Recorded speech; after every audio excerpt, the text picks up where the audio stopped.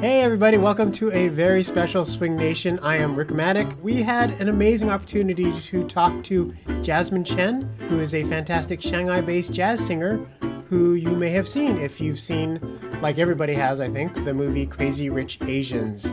So let's check out the interview. Swing Nation, people grooving together. So Jasmine, we're so excited to have you on our show. My pleasure. We heard about you, of course, because we saw this movie, Crazy Rich Asians, and we were really surprised how much jazz, actually, that they had in the soundtrack.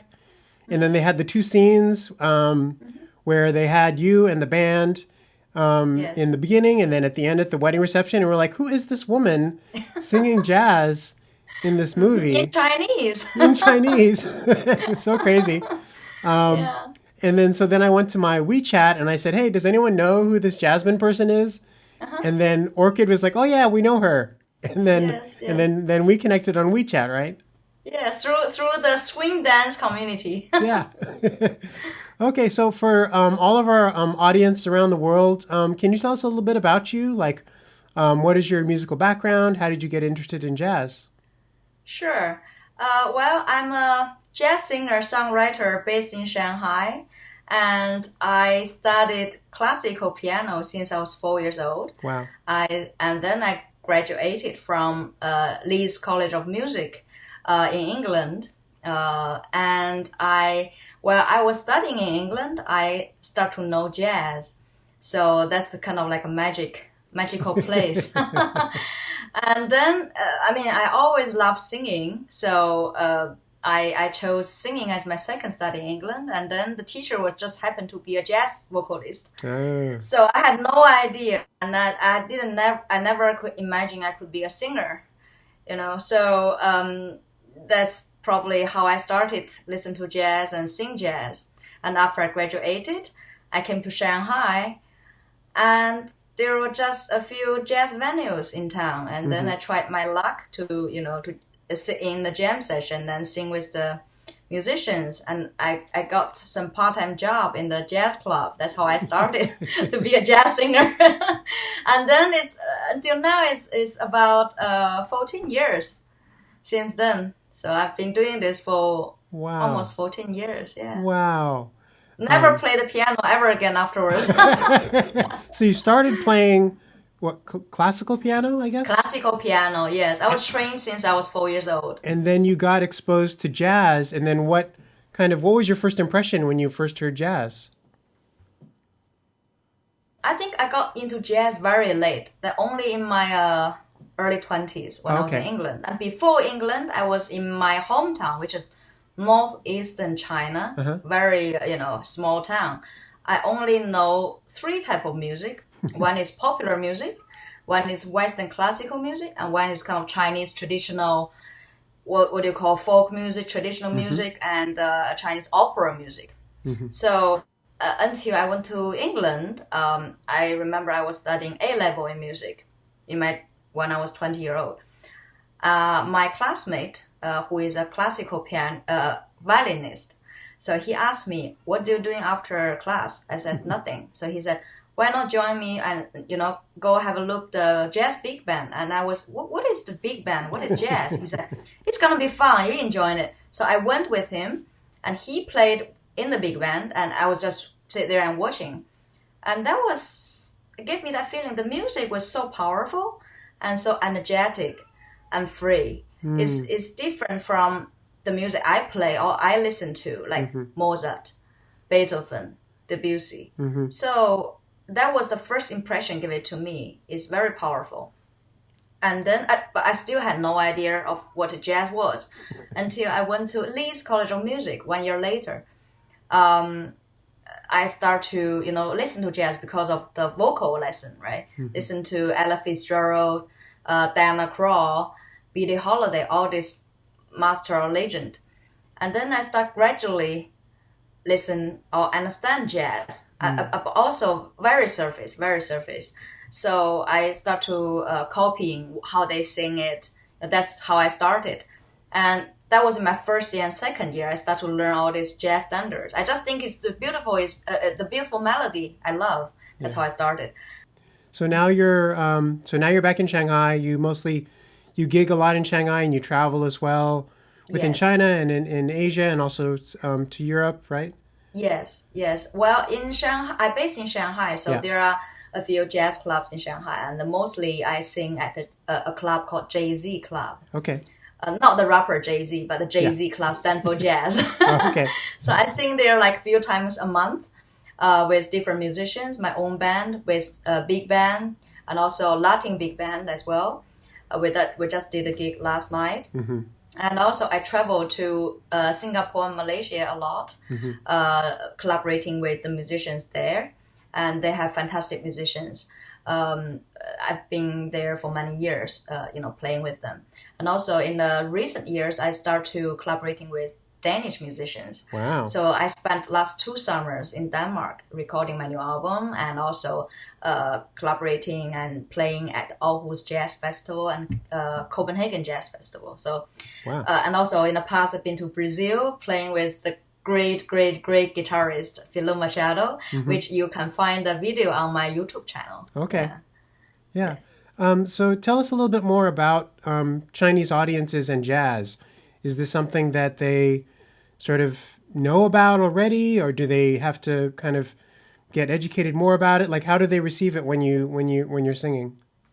Well, in Shanghai, it's very unique because Shanghai had the relationship with jazz Oh. in the past 1920s to 1950s because jazz first brought over by the Americans in the 1920s age.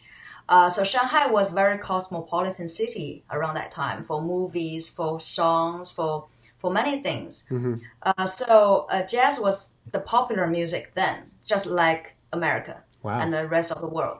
So in Shanghai, there are many early popular songs in Chinese influenced by jazz. So the audience in Shanghai also familiar with the term jazz a lot Great. compared to the rest of China. So the city is also very westernized. So people like to listen to Western music, jazz music, like vinyls. They like to, all this vintage stuff. So the Shanghainese, our local Shanghai audience, very familiar with jazz, and they can really accept the jazz very well. Wow. Since late 90s, when the popular music come back again to China. Wow. And including jazz as well. So in the past 15 to 20 years, jazz has been grow a lot in Shanghai, especially. There are jazz music festivals has been here for almost 13 years. And every year there's very many stages, many artists, including Chinese local artists and also American artists, all international artists. So the jazz in Shanghai has been accepted very well. Also, in the past 10 years, the jazz in mostly big city like Beijing, Shenzhen, all these big cities are received very well as well. Oh. There are many jazz players, local jazz players, and also jazz music festivals start to kick off. So, and also very important thing is like the TV singing contest.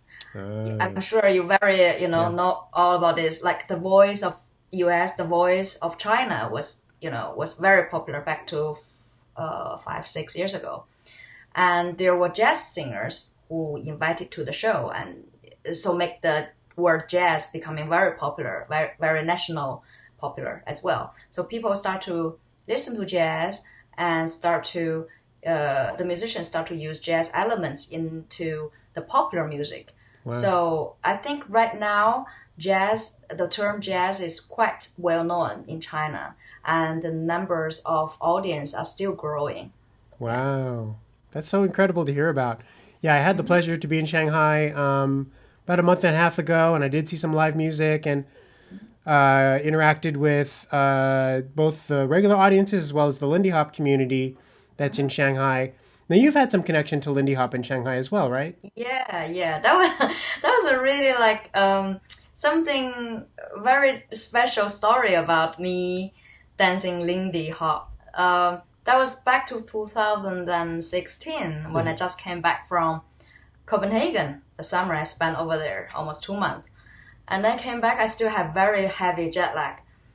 On Monday night, I was thinking where to go on Monday night because normally it's very quiet. So I asked around, and one of my friends said, "Oh, there's a swing dance party at one of the Jay-Z club or Jay-Z Latino club. So why don't you come with me?" I said, "Okay." It's very strange that I sing jazz, but I never thought of dancing jazz. Yeah. That's very strange now when I think about it. So I just went with her to join the swing dance party, and there's live band playing jazz, and there are many dancers there. So they're very friendly. So the lead dancers will take me and then teach me very basic steps. And I feel like, oh my God, this is in me. This is really me. I love singing jazz and I have the rhythm. So since then, I just join a party every few times a week. Wow. And there are many parties in town over that time. So maybe 3 times or at least. So since 2016, I become a Lindy Hop dancer or a swing dancer. Yeah. That's amazing. And you also learned from Orchid? Yes, she's actually my first teacher. I took lessons from her, very basic steps, and just love it. Open a new door for me. Yes. Oh, that's amazing. Yeah, Orchid's a special lady. Yes, indeed. So I would love to hear more about how you're bringing together the jazz traditions that you got exposed to in school, and that you continue to listen to, and these sort of Chinese folk traditions that you grew up with, and also singing in Chinese. I mean, those are two very different things. Like, what inspired you to bring those two things together? I think it takes a bit time for me to find this route. So I remember, I told you at the beginning I was imitate. Is it called imitate or intimate? Sure. Imitate, yeah. Copying the singers from the West and singing like them. So I spent my first 2-3 years in Shanghai just singing jazz standards. So at the beginning I sing all the jazz standards I learned, and bossa novas. And then after 2-3 years I found, because it's in Shanghai, it's in China, right? The language is a foreign language, and also to me, I'm a Chinese. My root is in Chinese culture or Eastern culture. So I feel like there's something I need to be connected. I need to connect it to my roots. And at that time, I met a pianist from New York called Steve Sweeting. And he just moved to Shanghai with his family. And he's looking for work with Chinese singers because he's very interested in Chinese folk music, Chinese traditional music. And then we just met up, and then we just started to collaborate.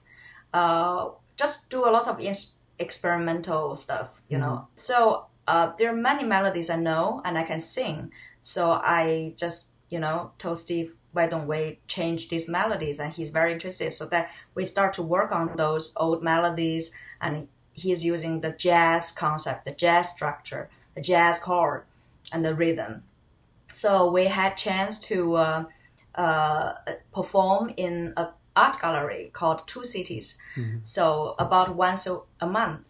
Then we start to build up our own repertoire on those, Chinese jazz. Yeah.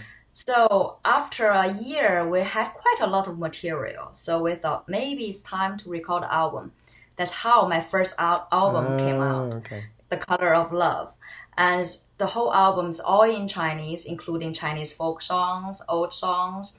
And also during that time, I start to write Chinese lyric to Western songs. Yeah. Like Take 5, like Brazilian songs, like Cocovado.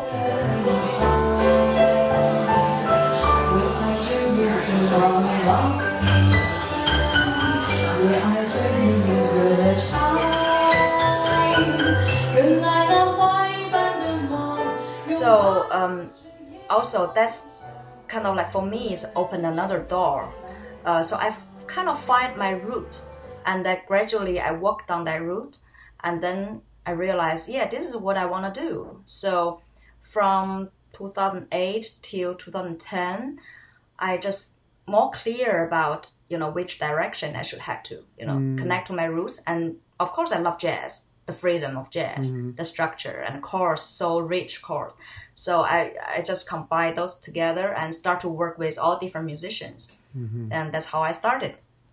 Speaking about bringing together different traditions, we probably should move on to talking about the way that we connected to you, which is Crazy Rich Asians, which also is a movie that is about bringing together different cultures, bringing together different traditions. I of course heard the entire soundtrack, and I've talked, saw the interviews with the director where he was talking about what he really wanted to do with the soundtrack was also to show the world the richness of all the different Asian musicians that were out there and all the different kinds of music that people were producing. How did you get connected to Crazy Rich Asians? How did they find you? Oh, this is another something that I could never imagine happened. It just one day I received a message on my Facebook and said, we are producing this movie, and would you like to be in the movie performing and also sing the soundtrack? And I just ignored it because I thought it's a spam. So I just leave it there, and because it sometimes happens, Yeah. So after a few days, I received an email in my Gmail, and from a different person, but saying the same thing, like we are having this movie called Crazy Rich Asians, but this time he sent a link of Crazy Rich Asians book in Wikipedia. Yeah. And then, but at first I thought, okay, another spam email. So I just leave it there for a few days. And then afterwards I thought about it. I was like, okay, from two different persons writing about the same thing, maybe I should consider to, look into it. Then I opened the email again after a few days and check on the link she sent. And then I replied, I want to know more about this, The first is the name. The name is crazy. Yeah. You couldn't believe that's a movie or that's something, you're serious about, right? And then I replied, I was like, what's this movie about? Is it, Crazy Rich Asians? Is something bad, influence to the Asians or something? Yeah. I worried about that. And then the person said, no, it's a movie by Warner Brothers. Of course, I saw the email address is warnerbrother.com. Okay. That's why I replied them the email. So they said, yeah, we would like to have you on the, performing in the movie and the soundtrack. I said, okay. And I would like to know why you choose me. And because they said the movie is gonna taking place shooting in Malaysia. Oh. But I know in Malaysia there are many great singers who can sing Chinese and English. So why me? I wonder. And asked the question, and she answered, our director Jiang Chu really liked your music and liked your voice. I was like, okay. I thought she is trying to be polite, as very Asian, thinking. Yeah. Because in Chinese, in Asian culture, you have to be polite when you. So I thought, okay, maybe she's just being polite. So after we talked about details, finally I flew over to Malaysia, KL, to shoot in the movie. Mm-hmm. And then one day later, I went to the set. I met John, and John said, oh, I love your music, and it's such an inspiration to me. And then I feel like, okay, so this is serious. This is not like being polite. Yes. This is very real. That's how I was, invited to be in the movie. Wow. Yeah, and then, of course, later on, they invited me again for the wedding scene, the wedding party scene, and that was another surprise to me,